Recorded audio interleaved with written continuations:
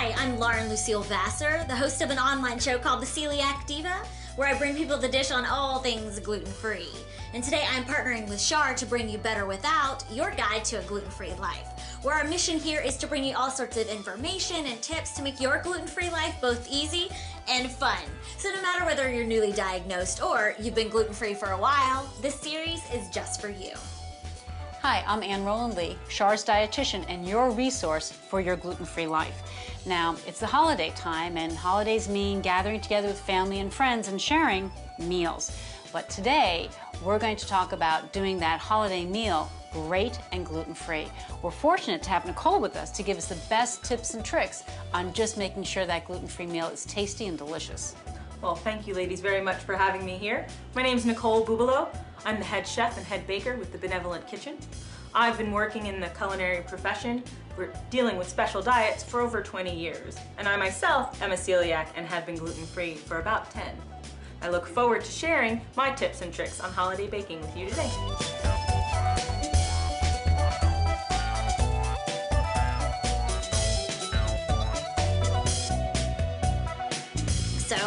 And what are some of those tips that you would share with us when it comes to preparing a gluten-free meal? Probably first is that just because it's gluten-free doesn't mean that you can't enjoy it, nor does it have to be anything less than your regular gluten-containing holiday feast. Gluten-free cooking and baking is not that different than regular cooking and baking. There are some other little things that we need to keep in mind.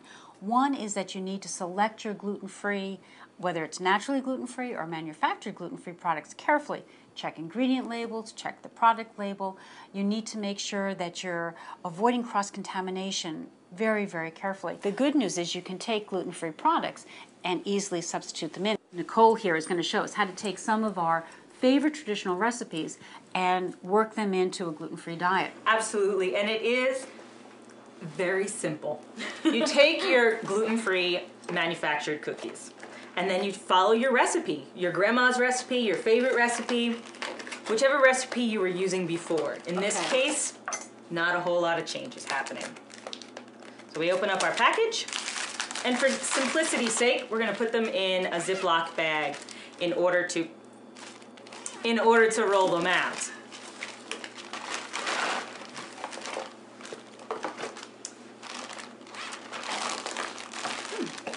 No, thank you. You take a rolling pin or you take a large soup container and you just crush them until they're small crumbles. Now this would be a great activity to pass off to the kids to get them involved in the baking process. That's a great idea because I think the more they're involved, they'll take ownership of the gluten-free diet and empower them to really stick with it. So it's a great opportunity for them. So we take these and we put them right into the bowl. That's easy enough. Super easy. Right? Yes. Yummy.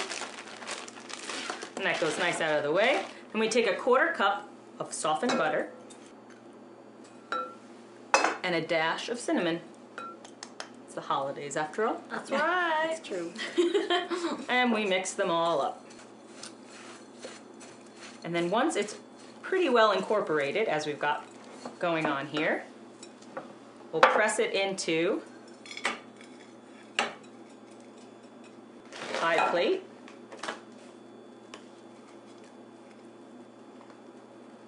I can taste it already. Yeah.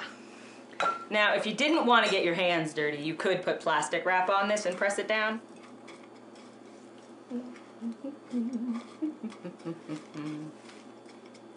And then when you're done, you put it in the oven for 10 minutes with the oven preheated to 350 degrees. Gluten-free ingredients, they handle a little bit differently than gluten-containing ingredients. Can you tell us a little bit more about that? That applies mostly to baking. Gluten is the protein found in wheat, rye, and barley. And its role in baking is to give those baked products its structure, its rise, that texture that we're used to, that crustiness on the bread, all those things, so that in gluten-free baking, if we're taking that protein out, we have to add other proteins, other ingredients, or use other grains to create that same delicious taste, texture that we expect. At Char, we've actually done tons of research on looking at different grains, different ingredients, to create products that really do offer both a great nutritional value as well as that great taste and texture. Awesome. Okay, guys, so keep all of these things in mind as Nicole explains to us a fantastic gluten-free cookie recipe. And thank you, ladies. And as we know, holidays just wouldn't be the same without holiday cookies. So, we start off with the traditional ingredients: vanilla, butter, sugar, and the change happens here. We're using cream cheese, which will help in the structure and to retain that moisture. So butter, cream cheese, vanilla, and also a little bit of oil. I've chosen almond oil because it adds some flavor to your holiday cookies, but you can use any vegetable or nut oil that you prefer. Mix these together for a moment.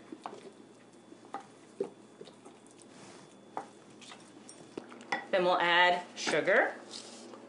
Put that off to the side, excuse me. And so far, we're following the same path as we would for traditional cookies. Traditional gluten-containing cookies, that is. And here's where things change just a little bit. We're gonna take our baking powder, which we're expecting, and these are 3 different naturally gluten-free flours that are in this recipe. Tapioca, which is nice and light, allows for the structure to hold itself up very well. Also adds a nice sugary flavor for our sugar cookies. Potato starch, again a light flour, but it also retains moisture, which is a nice addition.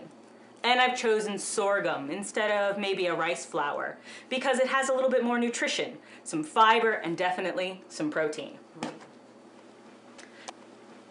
And I sift them together instead of just mixing them up. You can use a whisk if you'd prefer, in order to add that little extra bit of lightness. Because gluten-free flours can have a tendency to be a little dense. So we'll just pour all of that in. Mix it up. And it looks more moist than our traditional gluten-containing recipes will, but that's actually a good thing because as we bake them, the gluten-free flours have a tendency to hold on and let go of the moisture more than we might want them to. So that's where you get that crumbly cookie. So if you make sure that your dough starts off a little more moist than you may be expecting, you can avoid some of that from the beginning. So now we'll refrigerate this and chill it for at least 30 minutes. And now it's time to roll it out. And this is one of those steps, as I had said before, the gluten-free dough can be a little more sticky than gluten-containing dough. So we try to keep it between 2 pieces of plastic wrap or between parchment paper, wax paper, just so it doesn't stick as much. Gives us an extra hand. So we'll roll it out until it's about as thick as your thumb, sideways.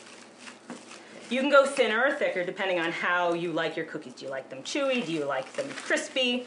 This is a good middling ground. And then once our dough is ready, then we'll get our cookie cutters out. We take off the top layer of plastic wrap. Oh, it's beautiful. We get our cookie cutters, and I like to use a little extra flour on the side. I used to do this when I was making cookies that contain gluten. This time I've decided it's gluten-free flour. But I do the same thing. It keeps the cookie cutter from sticking to the dough. We put in our cookie cutter. Pops out very nicely. We place it on the baking sheet. And we keep going until we filled our cookie sheet. You bake them in that 325-degree oven for about 15 minutes until they're lightly golden brown. They won't spread, so you don't have to worry about keeping them too far apart. So Nicole, we want to thank you so much for sharing all your expertise on this great holiday feast.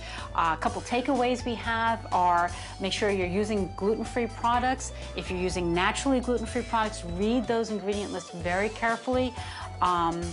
Also be very careful with cross-contamination. Keep things separate and clean.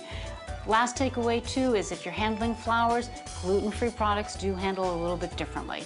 That's right, and with all of these fantastic recipes from Nicole and these wonderful tips, we're totally set for the gluten-free holidays. So happy, healthy holidays from Char.